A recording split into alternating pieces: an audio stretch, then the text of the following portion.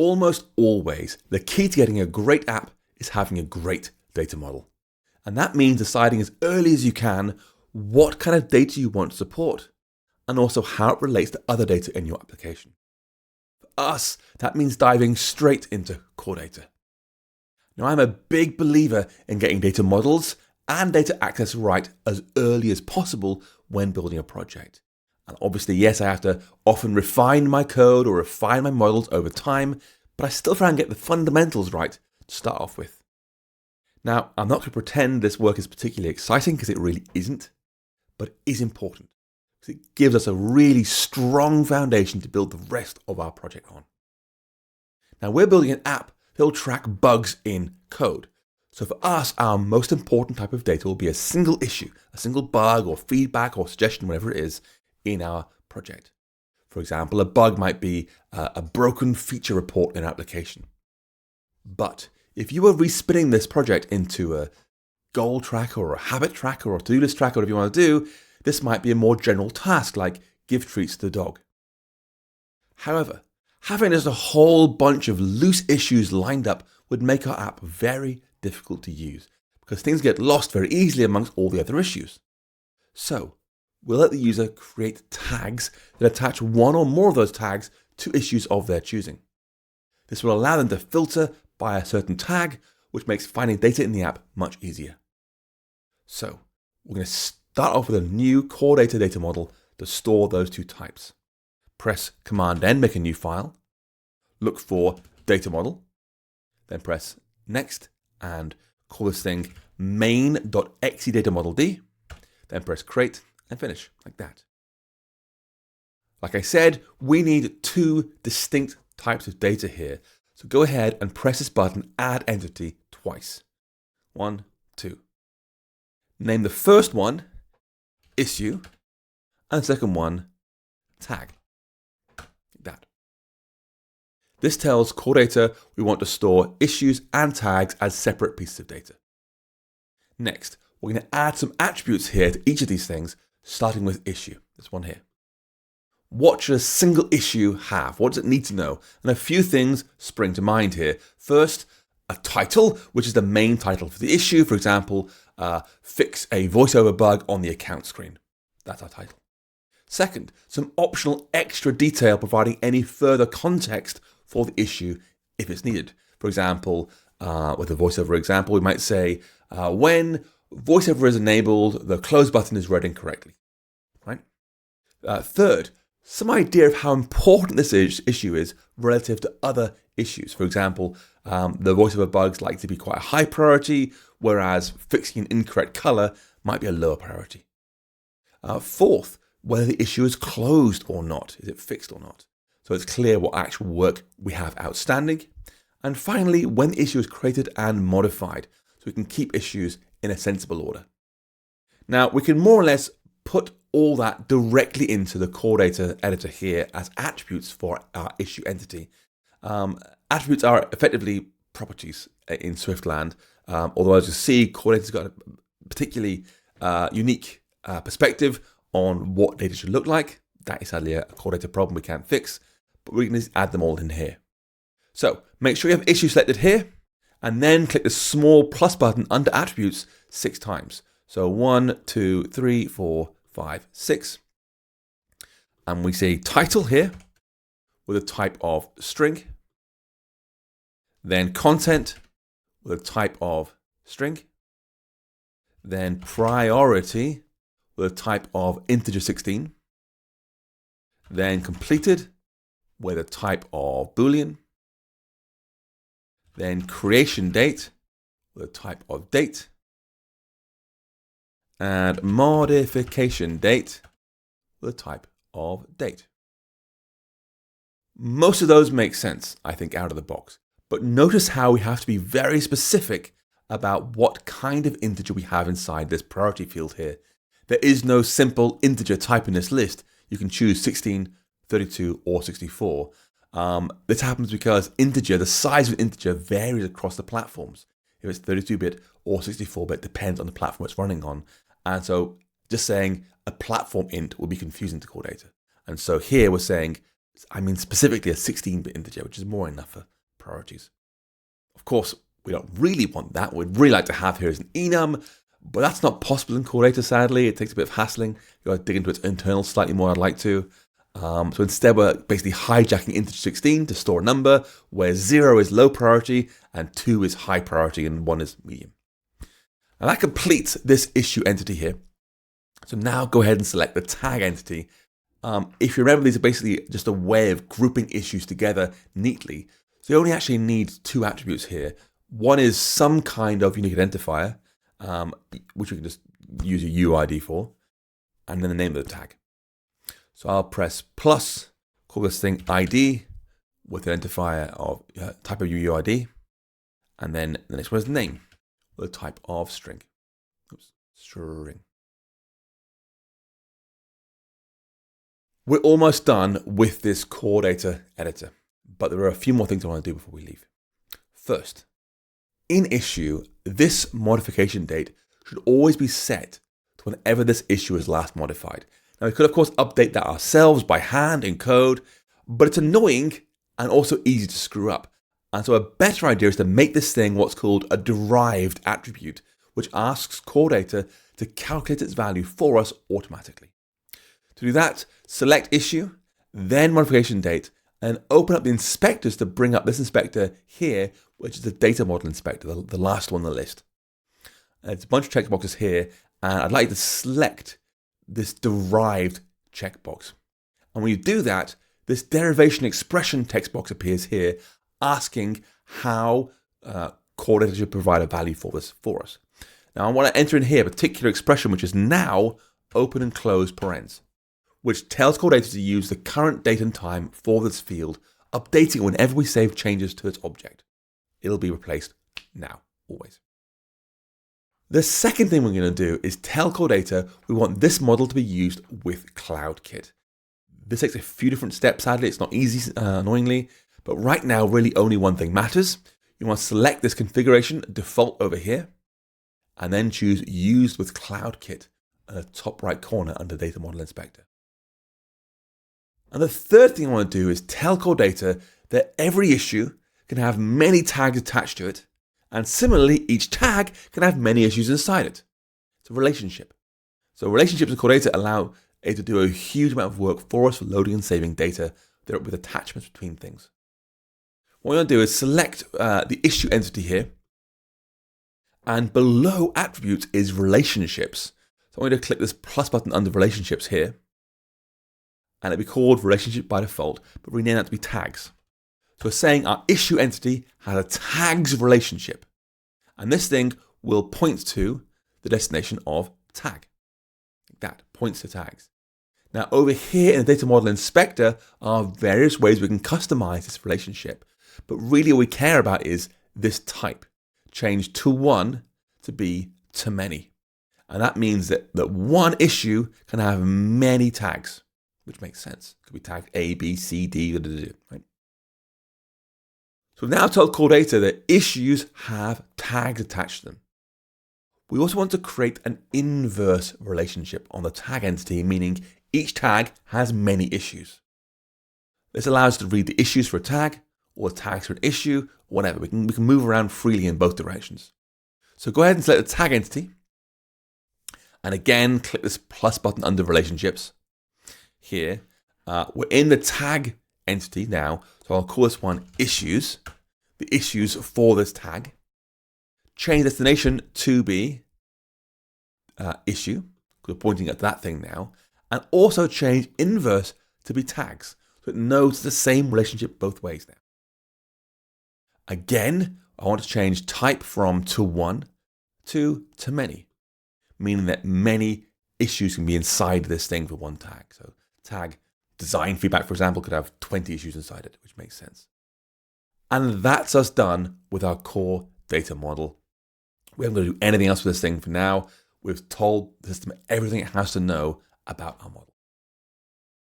Now, with that complete, our next step is to actually write some code to access all this data in a simple and consistent way all across our project. This is a common place where folks want to use singletons. A simple sort of classic design pattern where it creates one instance of a type in memory when an application first launches, and then restricts the whole rest of the program to use that same instance. They are common on Apple's platforms. They are very common. You'll see a UI device singleton for the device you're on right now, UI application singleton for the application that's running right now. They can make sense, right? But they are also problematic. They have massive drawbacks in that they're much harder to test. If everyone shares the same data storage, it's hard to ensure you've got a nice clean slate every time a test runs. So we're going to make a new class called Data Controller that we're responsible for setting up all our core data code and handling most, if not all, of our interactions with it. So press Command N from here and choose Swift file, then Next, and call it Data Controller.swift. Like this. Let's rearrange you just a little bit. There we go. This thing needs to have core data. So I'll say replace foundation with core data. Like that. And this will evolve over time as we add more and more things to it to handle data manipulation. But to begin with, we care about loading some core data storage, creating some sample data so we have something to see on the screen, and then deleting any data we don't actually want. And of course, saving that somehow to disk. This requires a few steps. So I'll break it down nice and small, starting with an easy one, which is the class definition itself. So we can say the new class called Data Controller, which is an observable object, and has a container inside, which is an NS persistent CloudKit container.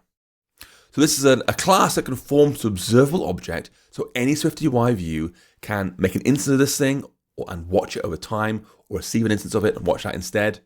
It exists as a way of being watched. And it has one property here, a persistent CloudKit container. This handles loading and managing and saving local core data information, but also synchronizing that to iCloud automatically. So our users' devices can all share the same core data store.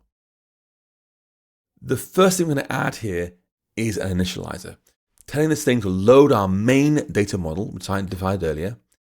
However, we're also going to add a bit extra here to have an in-memory Boolean. Make this thing exist only in memory. So when it's true, we'll make our data in RAM, not on disk, meaning that when it stops, when you turn the program or end the test, it gets wiped automatically. It's not permanently stored forever and ever. It's helpful for writing tests, and occasionally, if you're lucky, for preview in SwiftUI. A bit flaky, it requires a bit of hacking around that one, but that's just core data. Anyway, once we configure that container, we can load it by calling load persistent stores, and let's load the underlying database on disk, the SQLite file on disk, we load it now, or be made if it doesn't already exist. If that fails somehow, if we couldn't load core data, there's not much you can do. I mean, you can try and gracefully handle, whoops, there's no data. It's rather hard. It means your application is completely balked.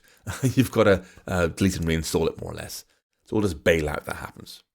Anyway, inside here, let's add an initializer. Init, in memory, bool is false. Container is an NS persistent cloud container with a name of our XE data model D file, which was main. If we're in memory, we're going to modify the container's persistent store descriptions first URL to be a URL with a file path of dev null. A special URL basically meaning oblivion. Write this file to nowhere. Never save it. We'll then call container.load persistent stores with the completion handler being some store description and some error. And if an error actually triggered anything at all, if the error, fatal error, saying fatal error, loading store, error, dot localize description, like that. Boom. Next, we're going to make a little helper method called create sample data that will create a whole bunch of issues and tags for us to work with. This is only useful for testing and previewing. And even then, honestly, it's a bit flaky because core data is so pernickety in the way it wants to work. Sometimes it'll do nothing at all sometimes, but We'll do our best. When it works, it's helpful, so we'll do our best. Now, if you've never used core data before, it does do something very clever here. We define entities called issue and tag. And behind the scenes, Xcode will convert that for us into classes called issue and tag automatically. It'll synthesize classes for us based on the attributes we defined. Even better, if you create those classes using our core data stack, they can be loaded and saved almost automatically. It's really, really helpful. It's a real massive time saver. So let's go ahead and add a method here to create some sample data. We'll say func create sample data. We'll get our view context. Let's turn up view context. Then we'll say for I in 1 through 5, make a new tag with the context of that view context. Its ID is a new UUID, and its name will be tag I, like that. And then inside each tag, I'll say for J in 1, J in 1 through 10, make a new issue. Issue of context, view context. This has the title, and I'm going to use issue J here, which will be issue 1, issue 2, issue 3, But to make it easy to see on the screen, we have all the issues together. I'm going to actually write before it I as well. So it'll be I-J. So you can see it'll be the tag number, 1, 2, 3, 4, 5, backed up by the issue number afterwards, like that. We'll do some content. We'll say description goes here. We'll do creation date is just now, really. That issue completed. I'll do just bool random. So maybe not. Who knows? And for priority, this is going to be an int 16 if you remember. Random in the range 0 through 2, low, medium, high. And then I can call tag add to issues that issue, like that. Okay, and that basically creates a whole bunch of sample data for us to work with, which may or may not work, thanks to core data. We'll then call try view context.save to save this thing to RAM properly, but not necessarily. Now, before I write any more code, I want to pause here to look at a few pieces of this code here. First, this view context thing here is really important in core data. This concept is really important. It's effectively the pool of data that's in RAM right now. Whatever's loaded from disk and it's live in memory right now is your view context. We already created and loaded our store up here. That's got access to the database, okay? That's the underlying data in long-term storage. But this view context down here, this holds all the active objects in memory right now as we work with them, and it only writes them back to the persistent store, i.e. the disk, SSD, whatever it's working with, when we call save down here. Second, when we make instances of our core data types like tag and issue, we're going to tell it which view context it's being made inside.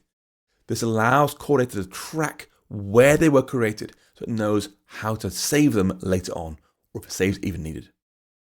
Third, I've given the tags and the issues some sensible default data, so we can get a better idea of how our code's working when they're shown our UI later on. And finally, once all the sample objects are created, we then call save on our view context, which tells core data to write all those new objects out to persistent storage. That might be memory, /dev/null. That means it won't last long when the test finishes or preview finishes or whatever. It's going to be gone. But it might also be permanent storage on their actual disk on their iPhone, whatever. In which case it will last for as long as our app's installed and will even sync up to iCloud and then be re-downloaded later on if needed. So we now have some sample data to work with, thanks to this thing running here. We can build a pre-made data controller suitable for SwiftUI views. So there's a static property up here. We'll say static var preview, a data controller, is a new data controller with in memory being true. We'll call data controller dot create sample data, and then send it back like that. Now, like I said, previewing very hit and miss with core data. I'm going to try, and we have to do a bit of course correction later on to give it a good old kick. In theory, that's good enough. In practice, anyway, before we're done, for now, I want to add 3 more methods here to this data controller. 2 easy and 1 more complex. The first easy one is a way to save changes. So if some other part of our project wants to say, I've made important changes, please save now, we can call this thing immediately. Now we could just pass that straight onto viewContext.save. That's possible, it's right there. But a better idea is to do that only if there are changes to save, if some objects have actually changed, to avoid doing extra work. And so we'll add a new method down here called save. And this will actually say, if the container's view context has changes, then container view context save. But only if they have changes. Don't just save non-changes, basically, it's wasting time. The second change I want to make is to delete one specific issue or tag from our view context. This will be passed directly to the view context's own delete method. And in fact, we can do it all in one method here because both issue and tag, and in fact, all core data types come from a single parent class called NSManagedObject. And so we can say, down here, func delete some object, NSManagedObject. Object will change, .send, tell the world it's about to be deleted. Container, view context, delete the object, do the actual deed, and then save it. So there's no delaying here, just save straight away, it's important, this has been deleted now, get rid of it. The final code I want to add here in Data Controller is to handle deleting all our data. And this will be called alongside create sample data, so we can zap the contents of our database quickly and easily. Again, this is really only for testing purposes, but it's helpful to have this kind of test structure in place, so you're not going to constantly add and delete example data while you're building the app. This thing has to use a fetch request to find and delete all the issues we have. And that takes 3 steps. First, we use a fetch request method on the issue type, which is made for us by Xcode automatically, already there. And this tells core data to load all issues without specifying any kind of filter attached to it. Give me everything, basically. We then wrap that fetch request in a batch delete request, which tells core data to delete all objects that match a request, which again is all issues. And then third, we execute that batch delete request in our view context. Once done it for issues, we'll do the same thing for tags. And so after this method's called, all issues, all tags, all deleted. There is one hiccup here, which is that running a batch delete request needs some very precise code. We're going to read out the core data identifiers of each deleted object, then merge that into our live view context. Honestly, this is way more work than you'd possibly expect it to be. So we can wrap it up neatly out of the way in a second delete method so it becomes reusable at least. So we're going to go ahead and write that now. We'll say down here, private func, delete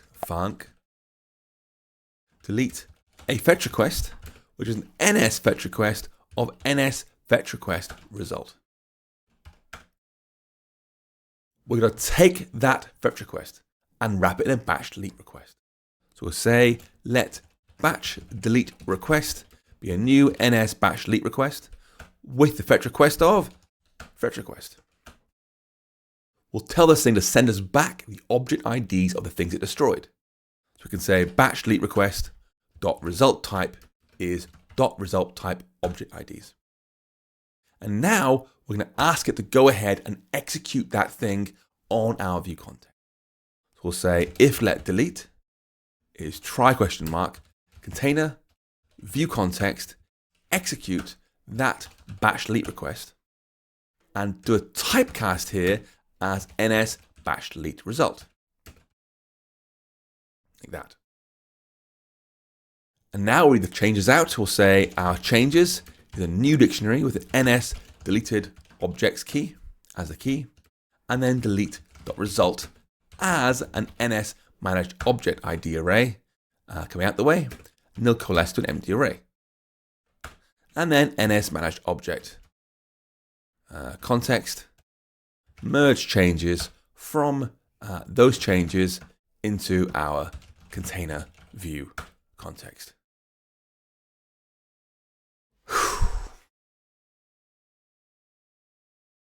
Like I said, that takes way more code than anyone would ever expect. Really obscure code. Let's break it down. First, we're telling this batch delete request. You can delete a whole bunch of things. Tell me what you deleted. Give me back the object identifiers as your result. Tell me what came back. Okay? We then execute that fetch request. This request here. It's a batch delete request, but core data doesn't know that. It takes any kind of fetch request here. When we call container.viewContext.execute, it's some kind of store request. Read, write, update, who knows what, we don't really know. We know it's a batch delete request, and so we'll get back from this a batch delete result, hence a typecast. Once it comes back, that array of deleted object IDs, that thing there, will come back to us. We want to put that into a dictionary with a key name of NS deleted objects keys. This is the objects that were deleted, these ones here. But this thing, the result thing, as you'll see, is an optional any, a really useless type. Now we know it's going to be an array of NS managed object identifiers here. This thing. We know that will be the case. It has to be. In fact, it should be ID there. Sorry, my mistake. The object IDs, we asked for them here, right? So it has to be that here, object IDs. We asked for it, so it will be that. But you could have asked something else up here. You could have asked for, I don't know, give me the count, or status only, or who knows what, something else, which is why this typecast is required. This is an optional any. It could be the count or the status or the object IDs. We know it'll be that. We're being safe. It's a nice conditional typecast with a nil coalescing of an empty array in case it goes wrong. However, it'll work. And we'll now get to here. We've got to say, take this dictionary, saying here's all the things that have been deleted, which will then merge that into our view context. All the changes made to the persistent store. So make sure the store and the view context remain fully in sync. It's 5 or so of the most ugly lines of code I can imagine. Thanks, Apple. I can't wait for core data to go away. Seriously, I cannot wait. Anyway, it's the correct way of doing it properly and fully. That's how you do it. I have marked this thing as being private because we're going to use it in only one place. Our test method to delete all the data in our database, all the issues and tags we've stored in one place, delete everything. So add a new method down here called delete all. And this will make a couple of requests. We'll do let request 1 be an NS fetch request, NS fetched request result is tag fetch request. And delete request 1. And then request 2 is an NS fetch request, NS fetch request result is issue fetch request. Delete request 2. And then save. Like that. So find and delete all issues. Find and delete all tags. We're going to add more to data controller later on, but that's more than enough for now. This whole batch delete nonsense, I think, melted my brain slightly. It is what it is. Of course, we actually want to use this somewhere. We want to use it in our code, actual SwiftUI code, and we can do that inside your Ultimate Portfolio App.swift file. Remember, your own app struct will be different from mine if you've called it, to do portfolio app.swift or whatever. Look at that app thing where your app main thing is here. That's your main application struct here. This is where we want to make an instance of data controller and share it everywhere. Now, pretty much our whole program has to have access to data controller to read tags, issues, details, whatever on the way. So we're going to make one when our app launches and then put it straight away into the SwiftUI environment so it can be read out later on. This takes 4 steps, starting with a new property here to store the data controller. So we'll say at state object var data controller is a new data controller, like that. This means our app will create and own this thing, so it'll stay alive for the whole duration of our app runtime. Second, we want to send our data controller's view context into the SwiftUI environment using a special key called managed object context. This is because every time SwiftUI wants to query core data, it needs to know where to look for all the data. So it effectively connects core data with SwiftUI. However, before we add that, I want to add that the fourth thing we're trying to do here is send our whole data controller in. And so we want to try and have the whole thing in there so anyone can manipulate data by calling save or whatever you need to do along the way. So let's put this all in one place. Our content view has an environment with managed object context of our data controller container view context, and also an environment object of the whole data controller, like that. Send it all in. That is now our core data model configured and the Swift code complete, at least for now. But there is one last thing we've got to do before we move on, before our core data implementation actually vaguely works. We've got to do some configuration both on your devices and also in Xcode. Now, on your devices, the main thing to do is make sure you're signed into iCloud. Go to the settings application and sign in now. This by far works best on real devices. You might find you get some support on the simulator. I'll be using it here, obviously, for doing screen recording and stuff. But if you want really great iCloud support with instant syncing later on, make sure you use a real device. Honestly, if you miss that, if you're fast forwarding or playing at 2 times speed, whatever, please use a real device if you can. The simulator may partly work, may partly fail, may work sometimes, fail the next day, Use a real device. Anyway, to check that, go to the simulator, go to the settings app on your phone and just sign in there. You can do it in the simulator if you want to, I'll do it here, but it's not great. As for the Xcode configuration even, we want to request access to Apple's iCloud framework. This is done by choosing your target and choosing signing and capabilities here. And there's a whole bunch of these added for you because it's a multi-platform app. You want to go to plus capability and then look for iCloud and then check that one. It'll appear down here like that. That's nice. I'd also like you, just to be sure, to press it again and choose background modes. Add that as well, like that. And that'll be here.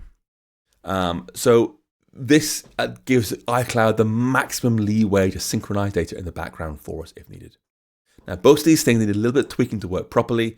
Under background modes here, I'd like you to check remote notifications. So I can say, hey, updates available quietly. And also background fetch. So iCloud can download data in the background if it wants to.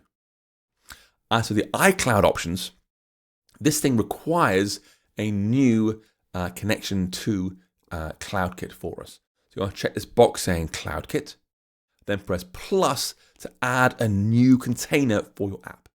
And this should be your existing bundle identifier, which for me would be com.hackingwithswift.ultimate portfolio.